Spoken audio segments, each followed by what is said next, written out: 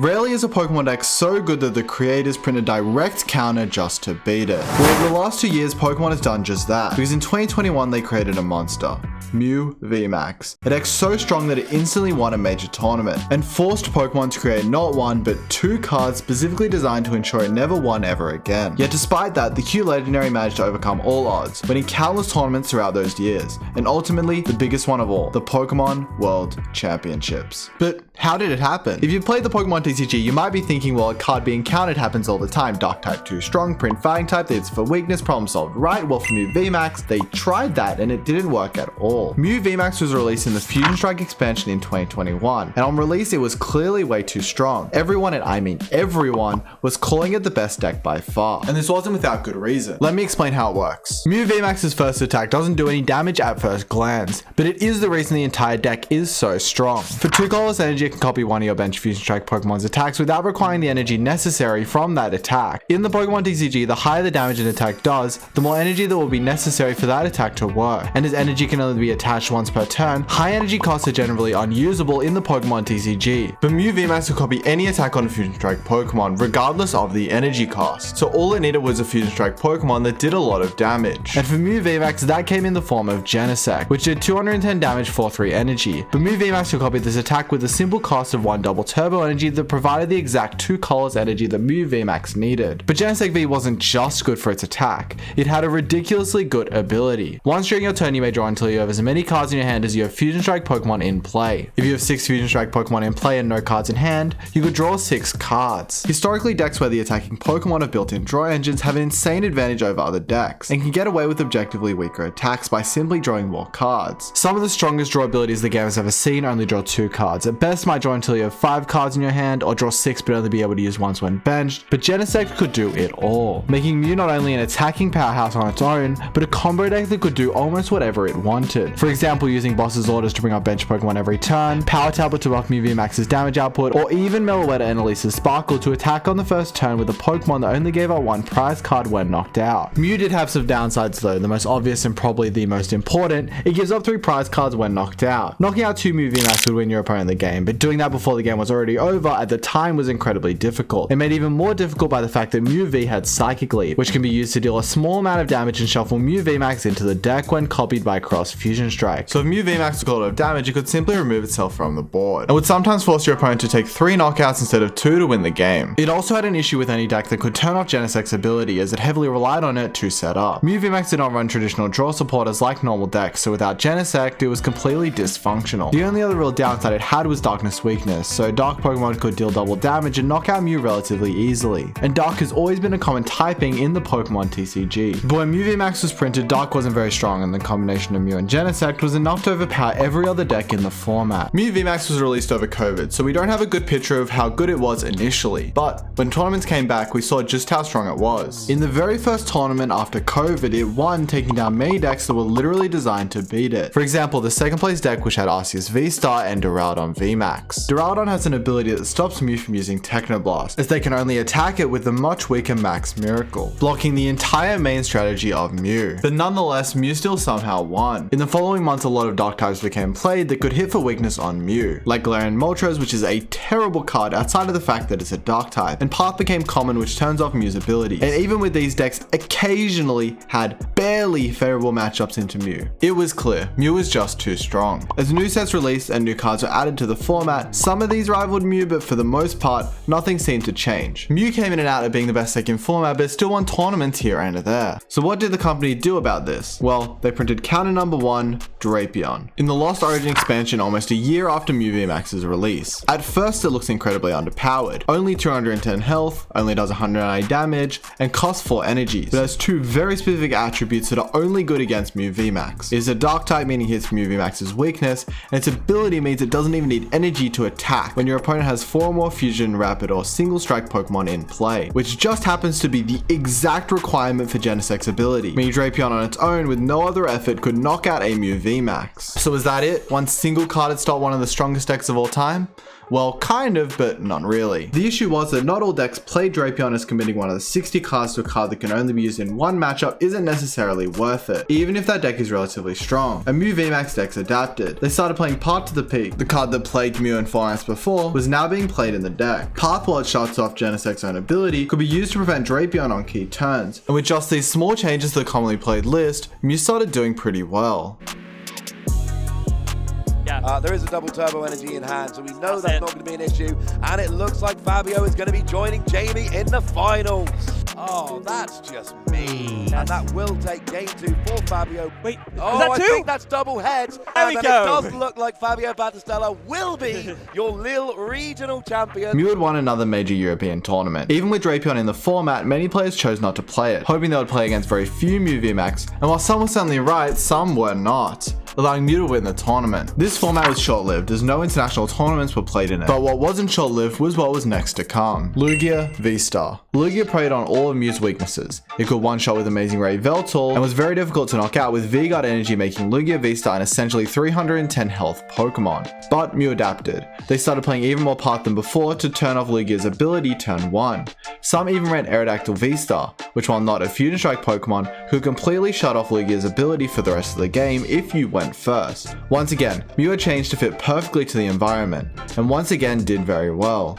Go for the attack at the very least. Yes. So yeah, Drapion wants it. Discard pile. Oh no, that's it. Yeah, He's won. Echoing Horn boss. There it is, and Leon steals it. Oh, does he have to switch out? There was one cross switcher in hand. Does he have two? No, I don't think there's one discard pile. So No, there's two. They're both there. That's it. He had them both in hand. Leon is our Liverpool 2023 champion. Mew's consistency across formats was insane for this period of Pokemon, as what decks are relevant is usually changing all the time. Just a few months before this event, Palkia was considered by far the best deck in format, and outperformed Mew. I even played it to the 2022 World Championships and got my best placement ever, 4th place. But Lugia V-Star killed that deck almost completely. Now the same Mew VMAX that was simply a rival to Palkia was basically the only deck in format that through the power of immense innovation could reliably beat Lugia V-Star. At this point, in April of 2023, the standard format rotation happened, pushing around 900 cards out of the standard format. At first glance, the rotation seemed beneficial to Mew VMAX. Mew lost very few cards, only really losing Quick Ball, but that could be replaced by Nest Ball and Feather Ball with very little downside. And many of the other relevant decks in format lost far more. For example, Lugia that reigned the last format lost basically all of its good energy. Lost zone variants based around Comfy Chorus and Sableye lost Scoop Up Net, Regigigas lost Aurora energy. Mew was poised to be the best deck in format, and many thought it would be. But in an interesting turn in events, the change in format was actually a bad thing for Mew. Lugia V-Star deck started running Dark type Pokemon as their only good special energy was now Single Strike energy. This energy can only be attached to Single Strike Pokemon, and the best Single Strike Pokemon in the format were Dark type Tyranitar V, and even worse Yveltal with Single Strike Wings, which could knock out the 3 prize Mew VMAX as a single prize attacker when buffed by the plus 60 damage from 3 Single Strike energy, which was not good for Mew VMAX. And because people were so scared of Mew VMAX initially, Drapion or Kyogre became staple in Lost Zone decks. Both of these cards lent the Lost Zone player to have a positive matchup against Mew VMAX. Arceus decks were sometimes running multiple Drapion.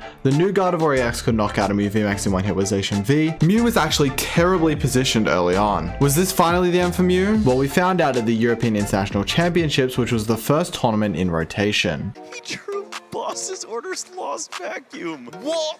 That's Pablo Meza taking a 2-0 victory. Will do it though. No need for the fireworks. For a Seal Stone for the 4th power tablet. So well played from Pablo to keep these resources around the entire game.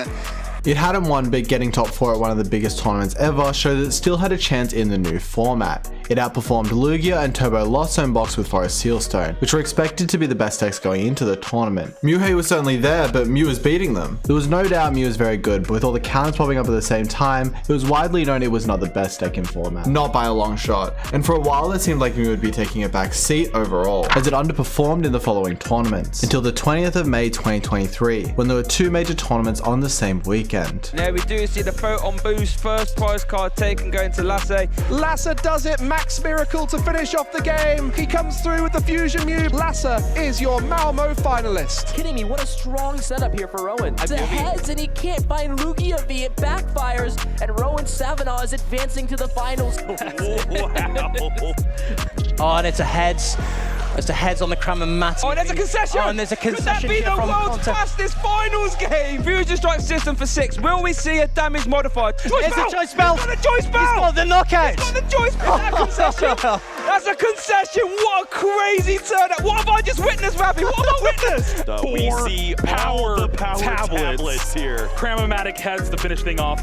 Rowan Stavino is your Hartford regional champion. And Lasse takes the win, and he is our new Malmo regional champion. Mew VMAX had won both tournaments in Europe and America. An incredibly rare feat. Mew had managed to succeed again, overcoming challenges, but this wasn't the last challenge for Mew. There was one more. Pokemon announced they were releasing one more dagger, one more stab to the heart of Mew VMAX. Drapion was designed purely to counter Mew, something that had been done to very few cards before it, but this wasn't the last time it was countered. The same deck, less than a year apart, was countered for the second time. On June 9th, Pokemon printed Spiritomb. Spiritomb on the surface has a very unique but pretty weak ability. Basic V Pokemon in play have no abilities. You can shut off Luminion, or you can shut off Station V, or you can shut off the entire Mew VMAX deck. Mew needs Genesect to work. The deck is completely dysfunctional without it, and with just one single prize basic Pokemon, any deck could completely shut off Genesect V. This was basically the same effect as Path to the Peak. Path to the Peak had always been a strong card against Mew, but Path was a stadium card that could be removed relatively easily. Spiritomb was different. Removing Spiritomb from play didn't just require one card, it required a range of cards, and sometimes multiple turns. Because of how easy it was to put into decks, Spiritomb was an even better counter than Drapion. Was this the final card required to stop Mew? Well, Mew did have some tricks to beat Spiritomb. Fusion Strike Energy actually has a hidden effect that before this not everyone playing the Pokemon TCG even knew about, as it was almost never used. It prevents any Pokemon with this energy attached from being affected by opponent's abilities, and Spiritomb just happens to be considered an opponent's ability, meaning when attached to Genesect, Fusion Energy can be used to turn on Genesect's ability, allowing it to draw cards. But using either your attachment for turn as a Fusion Energy to a Genesect that doesn't really attack, or your supporter for the turn on Elisa's Sparkle exclusively to draw with Genesect is objectively much worse than just drawing with Genesect to begin with, and actually makes the matchup much more doable for a ton of decks that are inherently strong, but can only prize race Mew if Mew is slowed down just slightly. Because if a Mew player uses Elisa's Sparkle attaching to Genesect, they can no longer release his Sparkle to Meloetta and take a knockout before they can evolve to Mew VMAX. In my opinion, Arceus decks gain the greatest benefit, as all they really need to win the matchup is Mew to miss a knockout or big attack once or twice. Drapion can be unreliable due to Mew's Path to the Peak, but Spiritomb needs far less to have a massive impact on the game, and this was certainly apparent at the first tournament with Spiritomb legal, the North American International Championships. Mew was played as much as before, as at this point many players have been playing Mew VMAX for years and were committed to playing the deck no matter what. But Spiritomb was everywhere.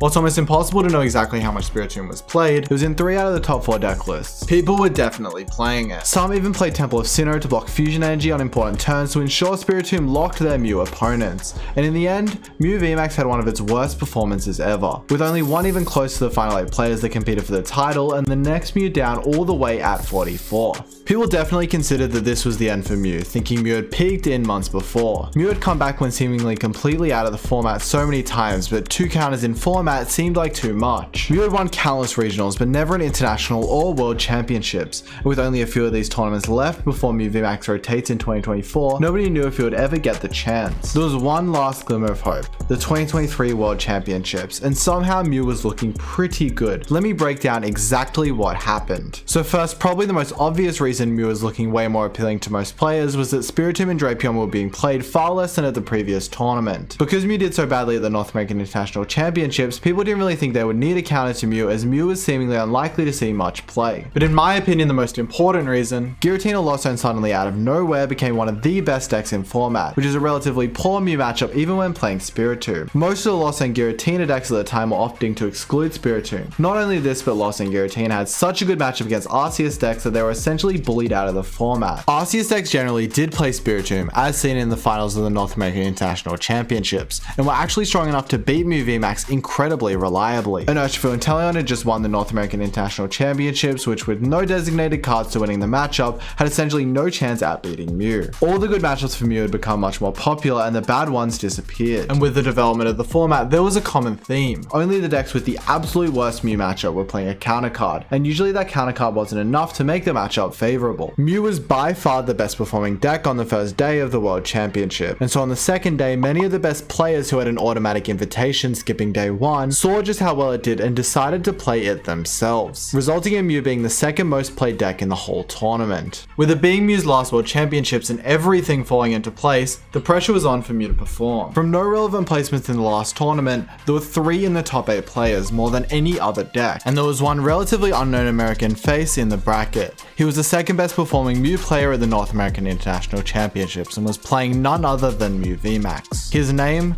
was Vance Kelly. His top 4 opponent was Azul Garcia Grego, one of the best performing players from the last year. After playing all 4 Power Tablet in one turn to knock out Azul's Mew VMAX with his own Mew VMAX, Vance took Azul down, meaning Vance would be the Mew VMAX representative in the finals. And from the other side of the bracket came the final boss of the Pokemon TCG, the greatest player to ever touch the game, Tord Reklev. Tord Reklev had won 4 international championships, and many viewers, including myself, expected Tord to win. This one match was the culmination of years of innovation from Pokemon players around the world on Mew VMAX, and would be the decider on how Mew VMAX will be perceived in the history of the Pokemon TCG. As the match progressed, Vance took the early lead, winning the first game. There they are, laying them on the table. Now 6 cards drawn with Fusion Strike system. Leading boss and double turbo energy. There's the DT and the boss's order. Boss's orders KO Zacian V and 2 prizes, taking the win in game 1. But after having it snatched away in the second game, Being an absolute master, knows exactly how to increase his outs as much as possible. Still a pretty thick deck. Luminion! Return is Luminion off that Shining Arcana. Exactly what Tord needs. Boss's orders brings up Genesect, taking 2 prizes, and we're going to a game 3. it seemed Tord was poised to win once again, but like it happened so many times before, Mew was unfazed in the face of improbability. And with 5 real-life seconds being the difference between winning and losing, Mew completed one of the craziest deck stories in Pokemon TCG history. Switch card that can reset. He's got a ton of cards in hand. Power Tablet. Vance is playing quickly. Does he have the pieces? Switch card. Moving the Mew VMAX into the active spot. And Boss's orders brings up the Zacian V. Vance Kelly, the 2023 Pokemon TCG World Champion. With a few months until Mew rotates and a new challenge arising, the only question left is, what will Mew win next?